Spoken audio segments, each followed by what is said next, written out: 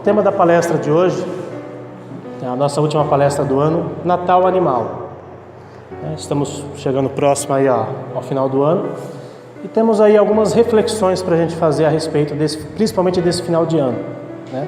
Onde a gente às vezes não para pensar realmente no significado do Natal.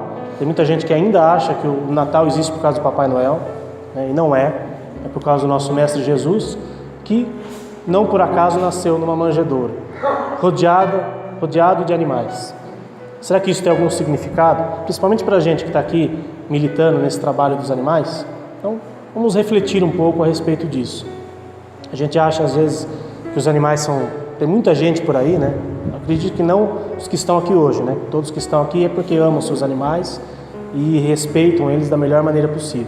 Mas tem muita gente lá fora, tenho certeza que todos vocês aqui convivem com pessoas lá fora que ainda pensam que os animais são objetos, que não tem alma, não tem espírito, e a gente pode fazer deles o que a gente bem entender. E a gente sabe que não é bem assim.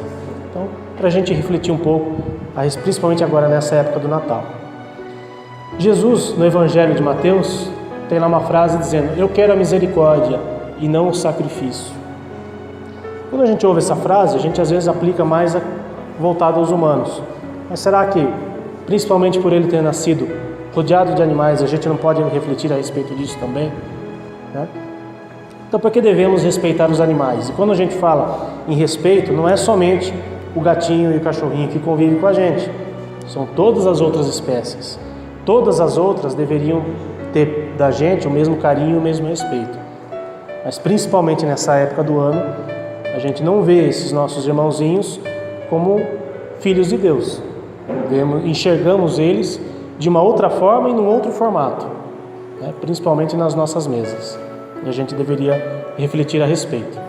Bom, primeiro motivo da gente respeitar os animais. Respeito é o princípio básico. Eles têm espírito. Dentro da doutrina espírita, dentro do meio espírita, isso não é uma unanimidade. Tem muita gente espírita que acha que o animal não tem alma, que o animal não tem espírito.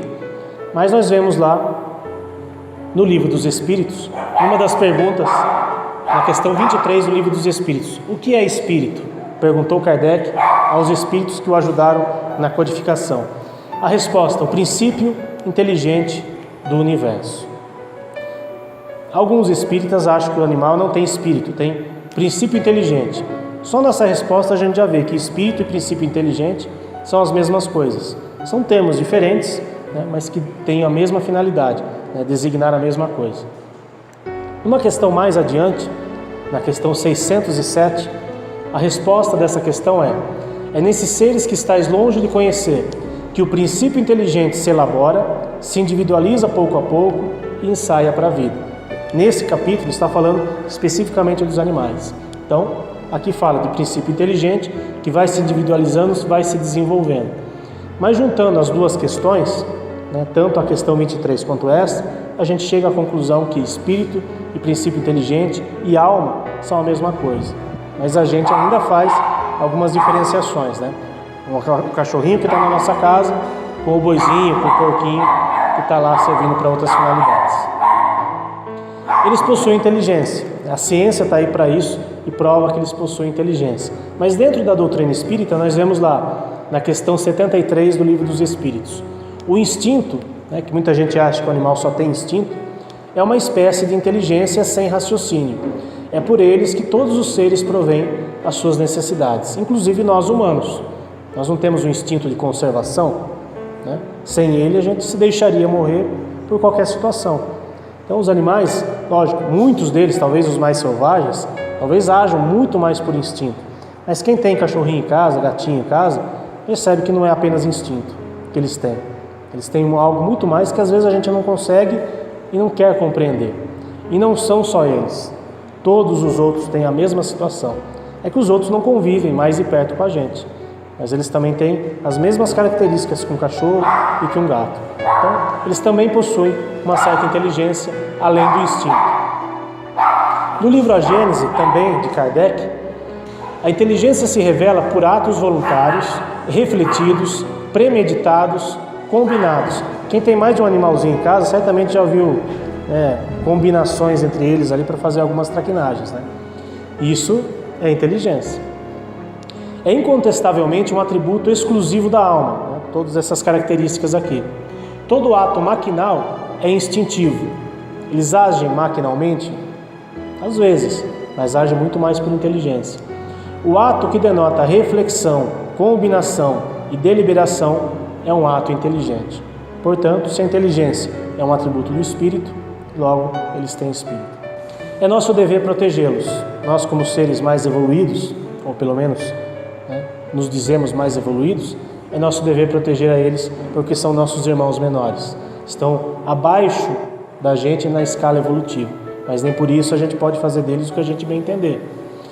Na Bíblia, no Velho Testamento, no livro Gênesis da Bíblia, tem lá uma frase que às vezes as pessoas interpretam de forma equivocada.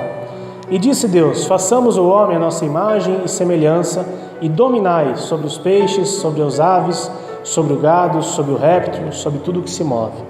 Quando a gente lê essa passagem bíblica, dominar, então eu vou fazer o que eu bem entender. Recorrendo ao nosso dicionário, nós vemos que o dominar tem sim o sentido de autoridade, de poder sobre alguém. Mas a palavra dominar, o verbo dominar, vem do latim dominus, que significa Deus ou Senhor. Ou seja, nós não devemos tratar os animais da forma que a gente bem entender. Deus age assim com a gente? Não, porque nós devemos agir assim também com eles. Aí mais uma passagem aqui do Livro dos Espíritos. Tudo se segue, tudo se encadeia na natureza, desde o átomo até o arcanjo, porque o arcanjo, no caso, também começou pelo átomo. Então tudo vai evoluindo. Se é desde o átomo até o arcanjo, até o anjo, quer dizer que todos nós passamos por várias etapas evolutivas. E eles estão passando pela etapa hoje da animalidade, da qual já passamos, e por isso todos merecem o mesmo respeito perante a Deus. Então, por tudo isso que a gente viu, por que nesse Natal a gente deveria pensar de uma forma diferente com relação aos animais? Então, eu trouxe aqui 2 itens, entre tantos outros, que a gente poderia refletir, para a gente pensar a respeito, principalmente nessa época de Natal. O coração de ninguém precisa parar para que o meu continue batendo. Se por tudo isso que a gente viu, se os animais têm alma, têm espírito, são seres que merecem o nosso carinho, por que a gente faz a diferenciação de um porquinho com um cachorrinho? Por que o porquinho a gente leva para as nossas mesas? Jesus não nasceu rodeado de animais? Vamos refletir a respeito. Não comemore o nascimento levando à morte a sua mesa. Aqui a manjedoura e aqui um boizinho, um carneirinho e um porquinho morto. Essa é uma mensagem do Instituto Nina Rosa, um instituto em São Paulo, que trabalha muito essa questão de respeito e em favor dos animais. Tem nada a ver com o espiritismo, mas tem sim a ver com os nossos irmãos menores. Por que se Jesus nasceu rodeado de animais, a gente precisa tirá-los dali e levar para as nossas mesas? Isso quando a gente não monta presépios nas nossas casas, nas nossas mesas, e ela está rodeada de animais ali para nosso consumo. No livro Consolador de Emmanuel, pela psicografia de Chico Xavier, um livro da década de 40, Chico questionou Emmanuel: é um erro alimentar-se o homem da carne dos irracionais, ou seja, dos animais? O Emmanuel respondeu: a ingestão de vísceras dos animais é um erro de enormes consequências, do qual derivam numerosos vícios da nutrição humana. Determinadas vitaminas podem ser encontradas nos produtos de origem vegetal, sem a necessidade absoluta dos matadouros e frigoríficos. Com certeza, nessa época, as coisas não são como hoje. Não tinha tantos produtos e tantas abordagens a respeito da questão, por exemplo, do vegetarianismo. Mas o Emmanuel já nos deixou esse pensamento desde a década de 40. Então, para a gente pensar e refletir. Tem uma campanha que foi idealizada pelo Paul McCartney, o ex-Beatle, chama Segunda Sem Carne.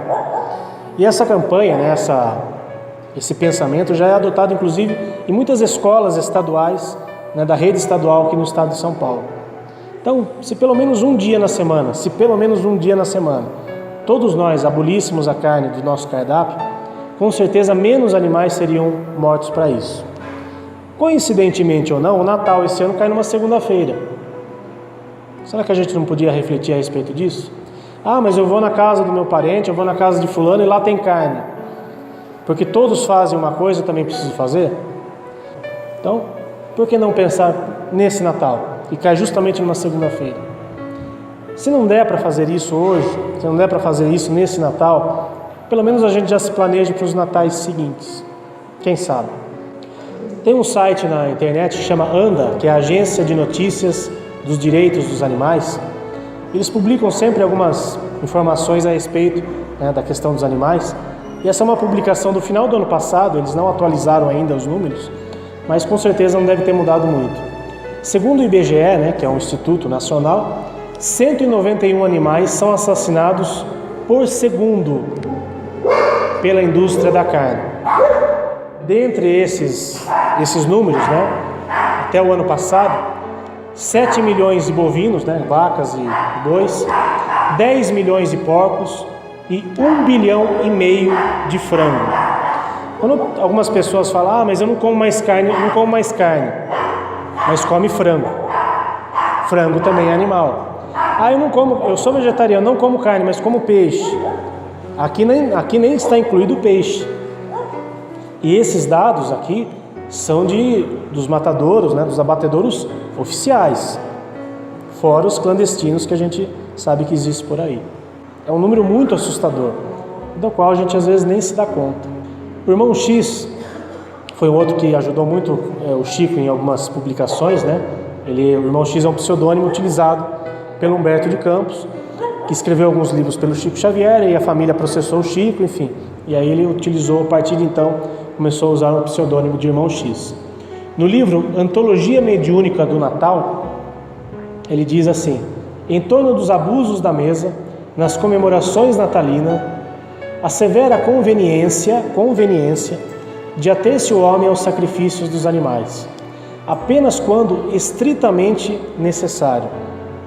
Não será isso motivo para que os animais sejam poupados na terra ao extermínio pelo menos no dia do Natal? Pelo menos no Natal, que é a data que comemoramos o nascimento de Jesus, lembrando, rodeado de animais na manjedoura. Se pelo menos no Natal, se pelo menos toda segunda-feira a gente poupasse os nossos estômagos e a nossa saúde da ingestão de carne animal, quantos benefícios nós não teríamos? Quantos animais por segundo seriam deixados de ser abatidos? Então, para a gente pensar. Aqui algumas chargezinhas para a gente refletir. Aqui o cachorrinho perguntando para o peru: por que essa tristeza? Estamos no Natal. E aí o peru, exatamente por isso. O peru geralmente é um símbolo das comemorações natalinas, infelizmente. E aqui uma outra frase do peru, o peru faz o apelo para o Natal: vire vegetariano. Tem uma outra charge que eu vi um dia no Face, acabei não achando para pôr na palestra, que é um peru falando assim: se eu me vestir de cachorro, falando para um humano, se eu me vestir de cachorro, você não me come?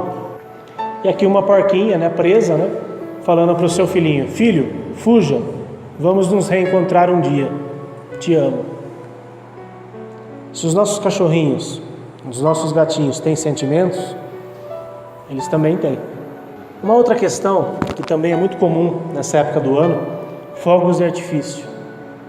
Além da questão da carne, tem muita gente que ainda hoje gosta de comemorar as festas, não só o Natal, mas as festas de final de ano, com fogos de artifício. Quem tem cachorro em casa, certamente já deve ter passado apuros nessa época do ano. Por quê? Porque o barulho dos fogos, principalmente o cachorro, a audição dele é muito sensível. E o barulho dos fogos é extremamente irritante para eles. Se o animalzinho está doente, então é pior ainda. Então, hoje, felizmente, algumas leis, algumas situações já têm proibido a questão de fogos, Eu conheço pessoas que perderam seus animaizinhos nessa época de final de ano. Às vezes por se assustarem com o barulho, muitos fugiram de suas casas.